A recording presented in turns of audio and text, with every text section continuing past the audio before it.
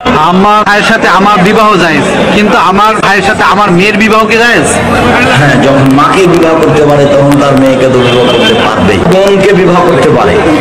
তো ছেলে মেয়ে তো ভাগ নিয়ে দেশের কথাতে তো মাকেই পারে, মেয়ে মার মেয়েকে পারবে না, কোনো সমস্যা নেই, ওটা ভাগ নিয়ে হলেও চলবে।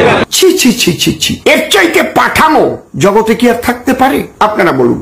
আপনারা দেখলেন যে অসীম সরকার তিনি আব্দুর রাজাক বিন ইউসুফ হাফেজুল্লাহর একটি ভিডিওকে কাটিং করে এমনভাবে অপব্যাখ্যা অপপ্রচার করলেন এবং এমনভাবে উপস্থাপন করলেন যেন ইসলামে বলা হয়েছে যে নিজের মেয়েকে বিবাহ করতে পারবে। নাউজুবিল্লাহ মিন যালিক। কীভাবে এই ভিডিওটা কাটিং করেছে দেখুন। এখানে চাচাইতো বোন সম্পর্কে প্রশ্ন করা হয়েছিল, কিন্তু এই অসীম সরকার এত মিথ্যাবাদী, এত বাটপাট চিটিংবার, এর ভিডিও দেখলেই বুঝতে পারবেন সম্পূর্ণ কাটিং করা হয়েছে। এখানে কাটিং করে এমনভাবে দেখানো হয়েছে যে নিজের মেয়েকে নিজের বিয়ে করার কথা বলা হয়েছে। নাউজুবিল্লাহ মিন যালিক।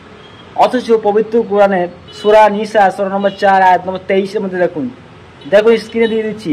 23-এর মধ্যে আল্লাহ সুবহানাহু ওয়া তাআলা বলেছেন যে তোমাদের জন্য তোমাদের মাতাদেরকে, তোমাদের মেয়েদেরকে, তোমাদের বোনেদেরকে, তোমাদের ফুফুদেরকে, দেখুন একটা সম্পূর্ণ দেখলে বুঝতে পারবেন এখানে সম্পূর্ণ আল্লাহ সুবহানাহু ওয়া তাআলা হারাম করেছে, যাদেরকে বিবাহ করা যাবে না তাদের একটা লিস্ট দিয়ে আছে। তাহলে কি করে এই অসীম সরকার কিভাবে মিথ্যাচার করছে আপনারা বুঝতে পারছেন। প্রতিটা মুহূর্তে অসীম সরকার ইসলাম নিয়ে, প্রতিটা বিষয় নিয়ে মিথ্যাচার অপপ্রচার অপব্যাখ্যা করছে। তো এই ভিডিওটা বেশি বেশি শেয়ার করবেন যাতে অমুসলিম ভাইদের কাছে পৌঁছে যায় এই মিথ্যার আসল রহস্য, তার জন্য বুঝতে পারে ইসলামের সত্যটা।